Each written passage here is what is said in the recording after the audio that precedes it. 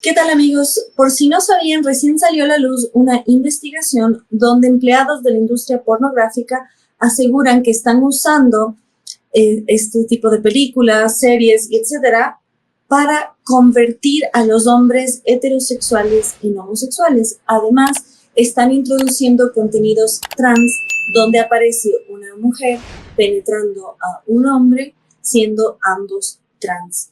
Es decir, lo que por décadas el lobby LGBT ha asegurado que en realidad se nace homosexual, es algo que no se puede modificar, hoy están haciendo todo lo contrario, usando contenidos pornográficos para inducir estas conductas no solo en los adultos, sino incluso en los menores de edad.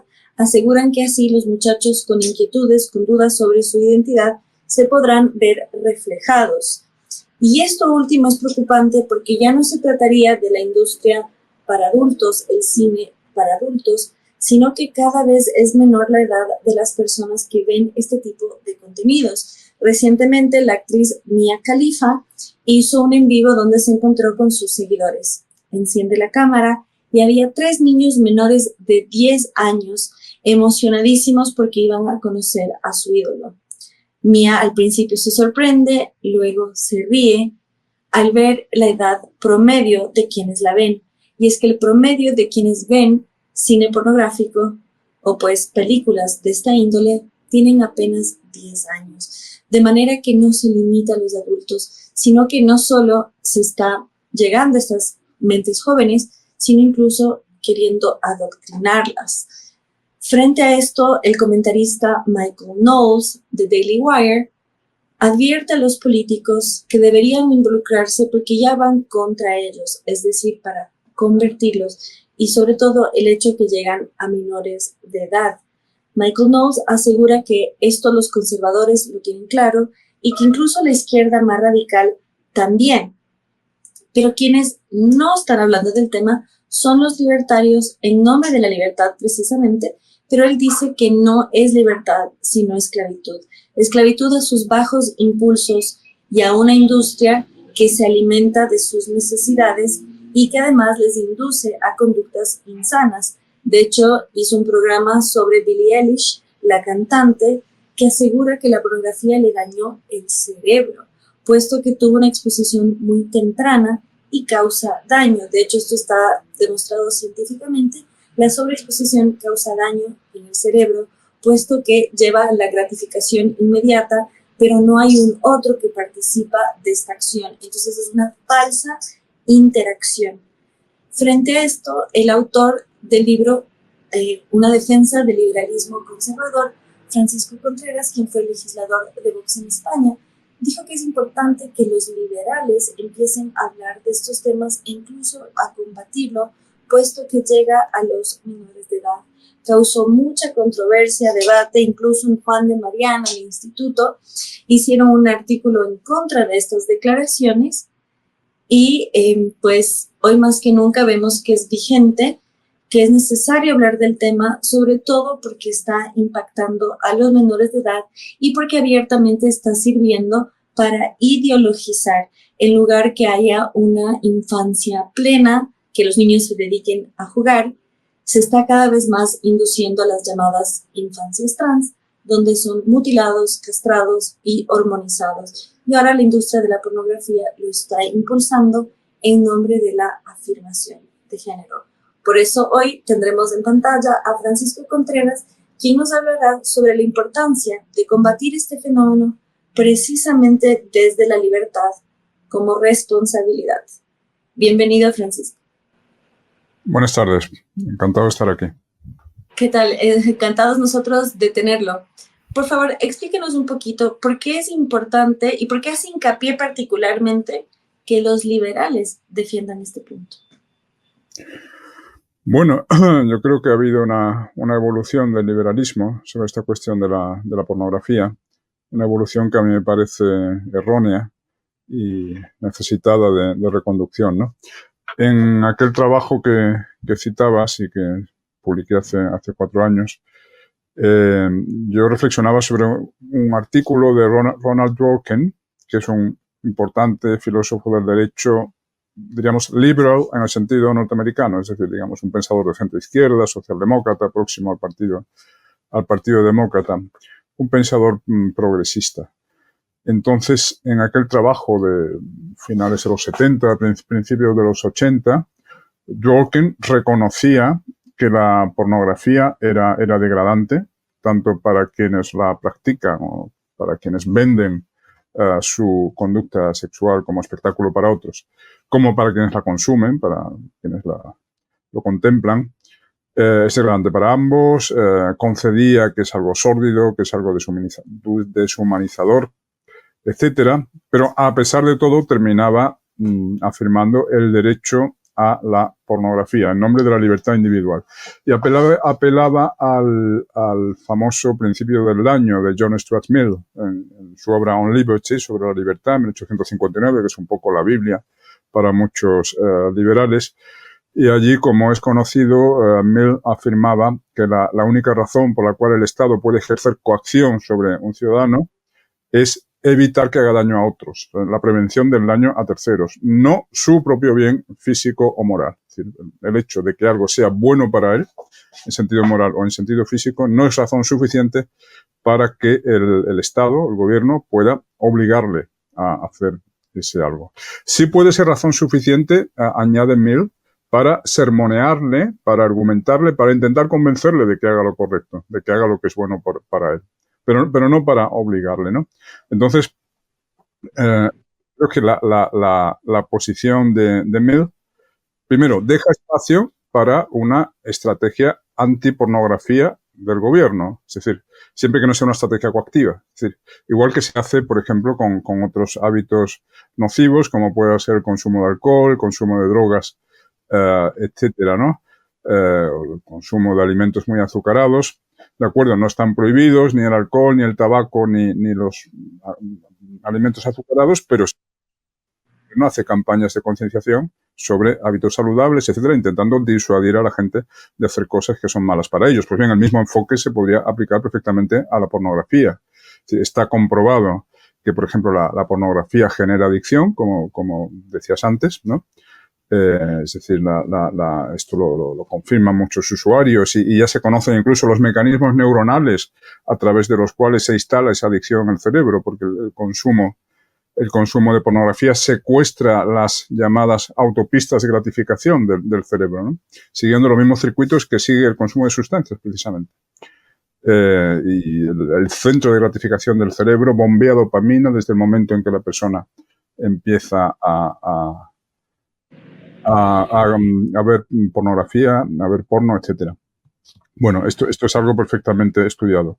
Entonces, aunque solo fuese porque crea adicción, también por otras razones, porque puede crear disfunciones sexuales, se ha comprobado un extraño aumento del porcentaje de disfunción eréctil en hombres jóvenes en Occidente, cosa para la que no habría ninguna razón fisiológica, porque las causas que antes causaban disfunción eréctil, por ejemplo, el excesivo consumo de tabaco, pero cada vez se fuma menos, o bien la mala alimentación, pero hoy comemos mucho mejor que hace 2 o 3 generaciones. Es decir, están dadas las circunstancias para que hubiese desaparecido ese problema. Sin embargo, está aumentando. He visto estudios que cifran entre un 14% y el 37% del porcentaje de hombres jóvenes que tienen problemas para la erección.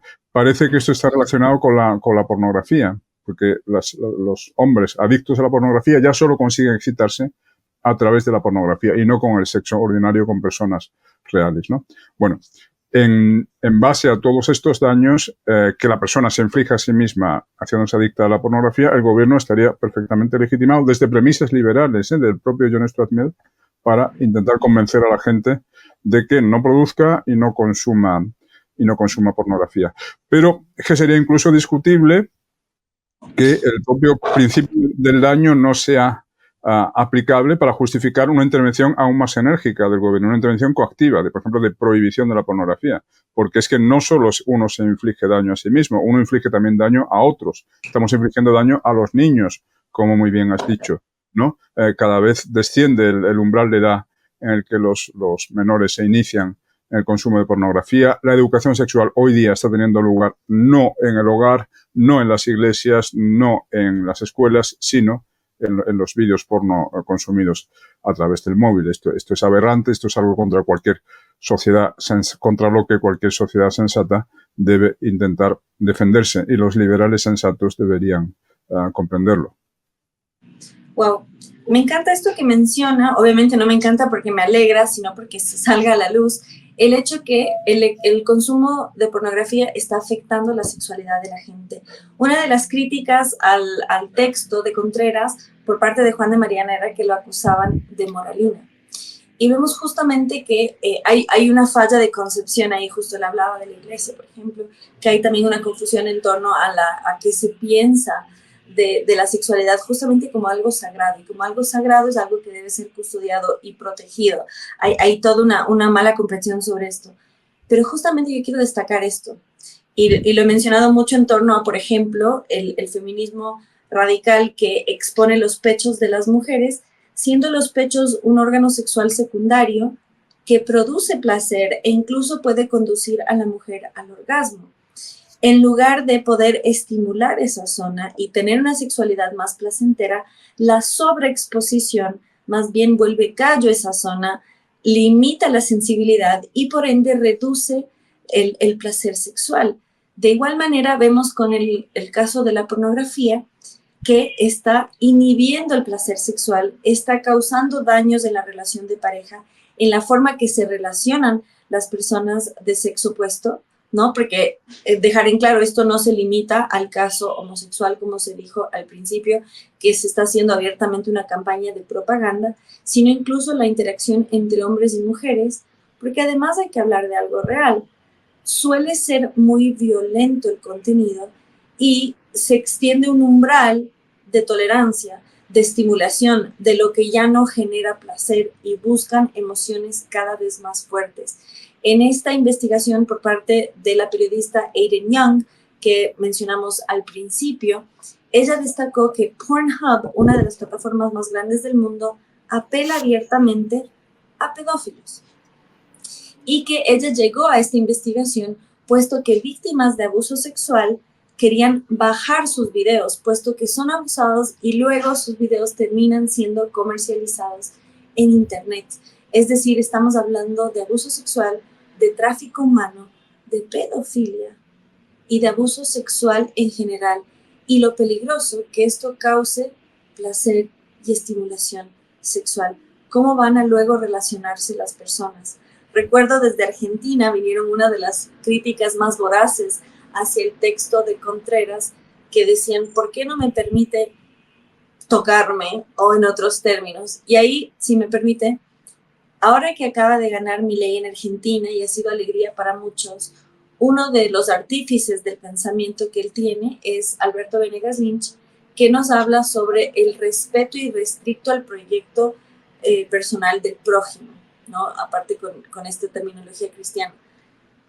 ¿Cómo esto inhibe justamente el libre desarrollo del proyecto personal del prójimo? Porque lo tratan como algo aislado y vemos que hay una afectación general.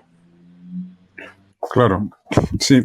Por cierto, dejé sin completar mi punto anterior porque dije, Ronald Dworkin hace 40 años reconocía que la pornografía era algo degradante, inhumano, sórdido, pero a pesar de todo prevalecía la libertad individual y si el sujeto desea consumir esto, tiene derecho a ello. Bien, en la actualidad, y es a donde quería llegar y no terminé el razonamiento, la posición de Dworkin ya no es la posición progresista por defecto. Hoy día la posición progresista por defecto es que la pornografía es algo sin mayor relevancia, es decir, es algo algo perfectamente aceptable en una sociedad liberada, en una sociedad progresista, sin tabúes sexuales, ¿no? Es decir, la conducta sexual pues es algo natural, algo frente a lo que no hay que tener tabúes, y su difusión pública y tal, pues también. Es decir, lo que decía Dworkin hace 40 años, hoy pasaría por ultracatólico, por mojigato, por represivo, ¿no? Es decir, el progre de hace 40 años es el nuevo ultraconservador, lo cual confirma que hay una evolución pues muy autodestructiva y muy inquietante sobre este asunto en la sociedad. En cuanto a lo de Alberto Venegas Lynch, de que no se debe prohibir nada que no implique interferencia en el proyecto vital de otra persona. Bueno, es que la difusión masiva de la pornografía sí está interfiriendo en el proyecto vital de muchas personas, de muchas familias. Pensemos en los matrimonios rotos, pensemos en los niños que se quedan sin su padre, porque la pareja de sus padres se ha roto a causa de la adicción del padre o de la madre, pero no es frecuente en los hombres, a la pornografía. Pensemos en el proyecto vital de padres que desean proteger a sus hijos frente a este veneno, frente a esta basura, y que no pueden en las condiciones tecnológicas actuales de accesibilidad masiva de estas cosas, ¿no? Es decir, ellos tendrían derecho a poder educar a sus hijos con arreglo a sus principios y no les estamos dejando. Entonces, yo creo que también desde presupuestos liberales hay argumentos para sostener que habría que combatir la pornografía, y ciertamente desde presupuestos, no sé si decir conservadores, o de la filosofía perennis, o de la filosofía moral de todos los tiempos, pues desde los griegos, porque dijiste, no, es que el que argumenta contra la pornografía lo llaman católico y lo llaman afín a los curas y no sé qué, como si solo los curas pudieran estar contra la pornografía. No, desde siglos antes de que hubiera curas, pues los pensadores griegos, por ejemplo, hablaron de la templanza, la moderación, como una de las virtudes más importantes. Todos los grandes filósofos griegos, Platón, Aristóteles, los estoicos, Cicerón, concibieron la vida moral como un combate constante entre la razón y las pasiones. Las pasiones tenían que ser sujetadas por la razón, y en eso consiste la virtud. La capacidad de la razón para canalizar productivamente y dominar las pasiones, ¿no? Y yo digo, esto es muy anterior al cristianismo. Los que estamos en esta línea de pensamiento no somos necesariamente cristianos, ya digo, porque hay una coincidencia sobre esto en el mainstream del pensamiento occidental hasta hace 2 días. Entonces, bueno, no sé si esto contesta tu pregunta. Me encantó esa síntesis. La virtud es el uso de la razón para el dominio de las pasiones.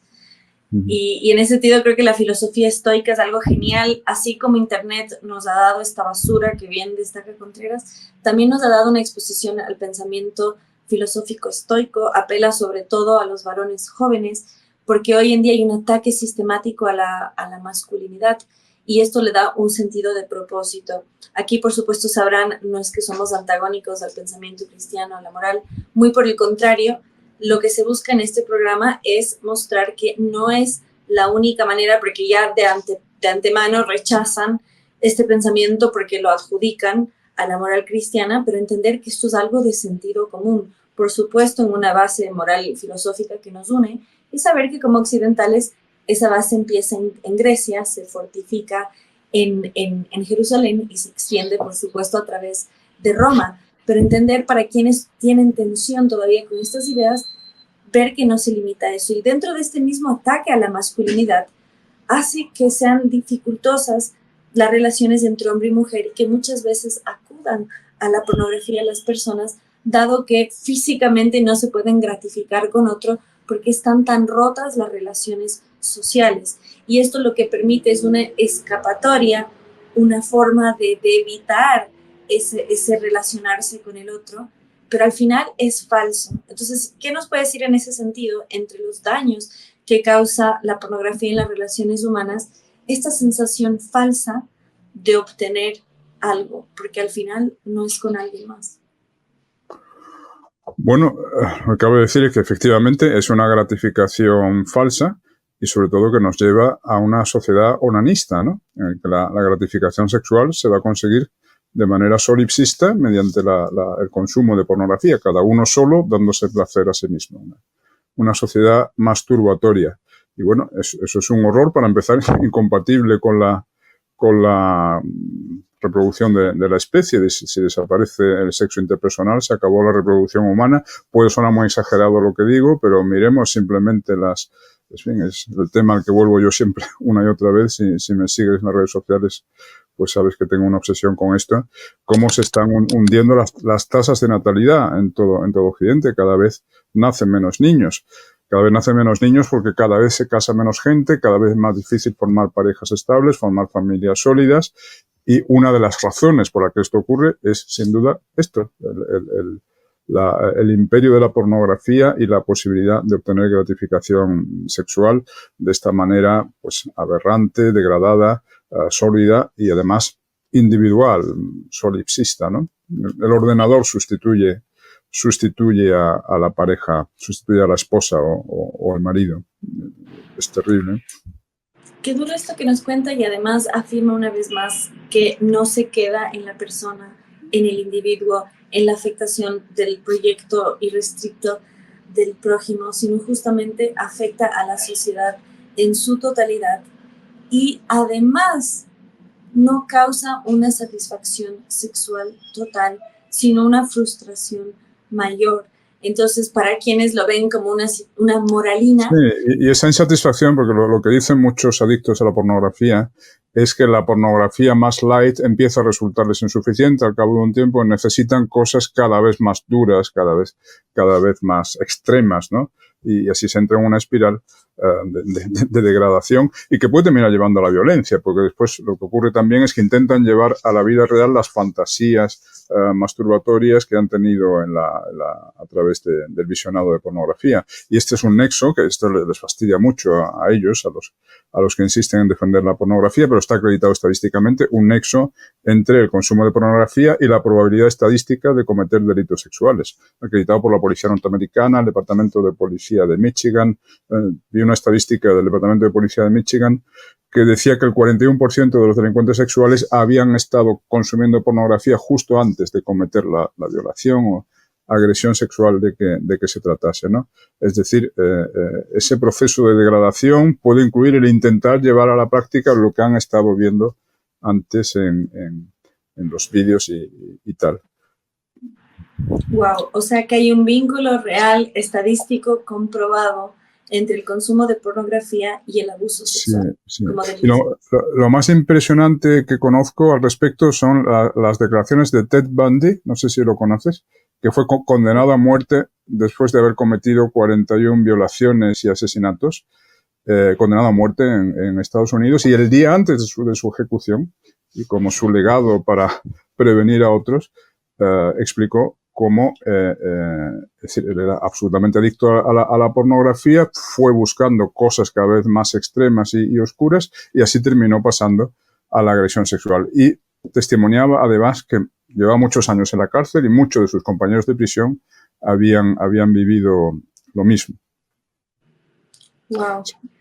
Ahora, para ir terminando, ¿qué respondería a la persona, sobre todo a aquellos que la atacaron en su momento, decir, pero yo veo porno y no soy violento?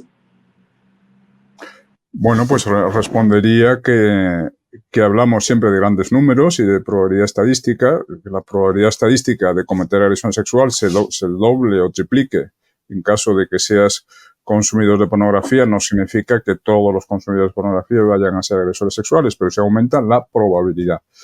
Y que los daños que produce la pornografía, tanto al propio consumidor como a la sociedad en general, en las formas que explicamos antes, van más allá de la posibilidad de delincuencia, ¿eh? No es solo que vaya a aumentar las agresiones sexuales, cosa que ha reconocido, por ejemplo, la Fiscalía, el Fiscal General del Estado, el equipo de la Fiscalía General del Estado, en un informe de 2019, reconocía el nexo entre el aumento de consumo de pornografía y el aumento de la delincuencia sexual en España.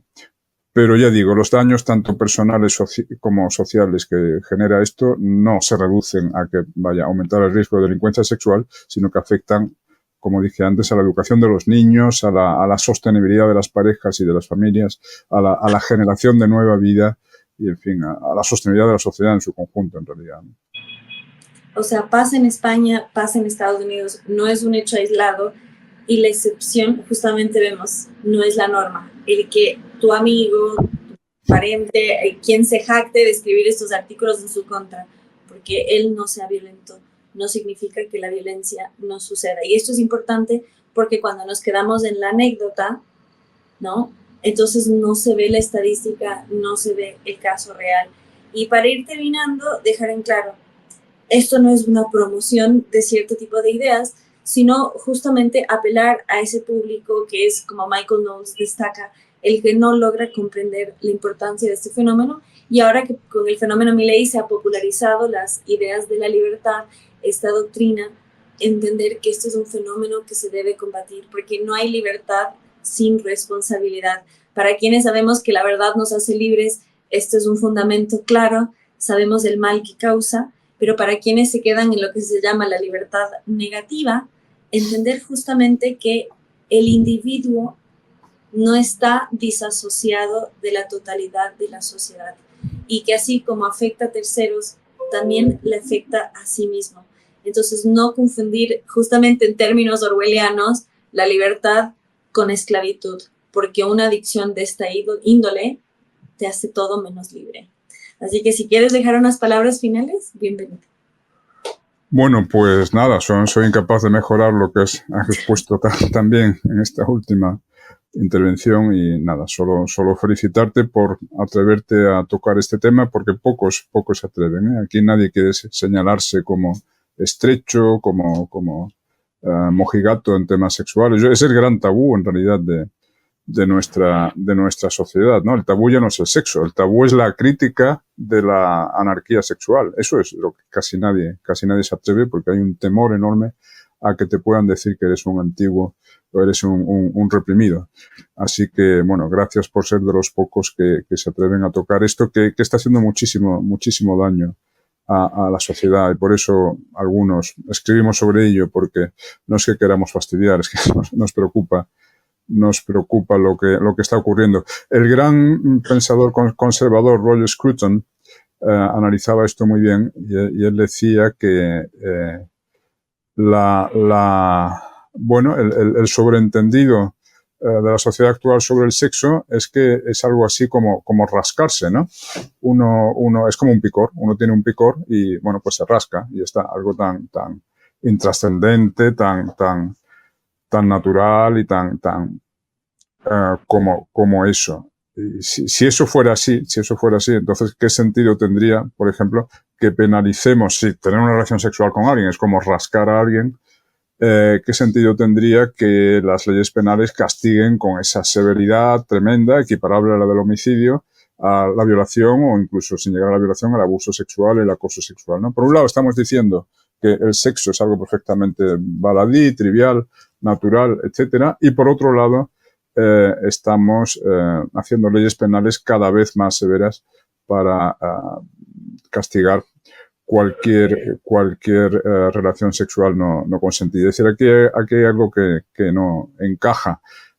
Si tener relación sexual con alguien fuese como rascarse o ser rascado, pues bien, entonces la penalización de la violación no debería tener la severidad tremenda que de hecho tiene, ¿no? Dicen, bueno, pues has rascado a otra persona sin su permiso, pues bueno, es una molestia y tal. En todo caso, quizás te pongan una multa, pero no es para meter a alguien en la cárcel en 15 años. Es decir, nuestra sociedad se autoengaña sobre la importancia real del sexo. Se ha intentado convertir en un juego, en una cosa sin trascendencia, lo que es una de las cosas más serias, como dice Scruton, que podemos hacer y que nos conmueve más profundamente como personas, más conmueve nuestras emociones, etcétera. Si tener sexo fuese como rascarse, pues entonces no se entendería ni los celos, ni el tormento que pueden provocar los celos, ni Otelo, ni decir gran parte de la literatura, la poesía amorosa, la poesía caballeresca, todo esto perdería su sentido, pasaría a ser ininteligible. Es decir, todo esto existe porque el sexo es mucho más que rascarse, el sexo es una cosa muy, muy seria y nosotros lo estamos trivializando con efectos desastrosos. Muchas gracias por sus conclusiones y por su tiempo. Gracias a ti. Hola, soy Manuela Fiallo Flor, bienvenidos a mi canal de YouTube.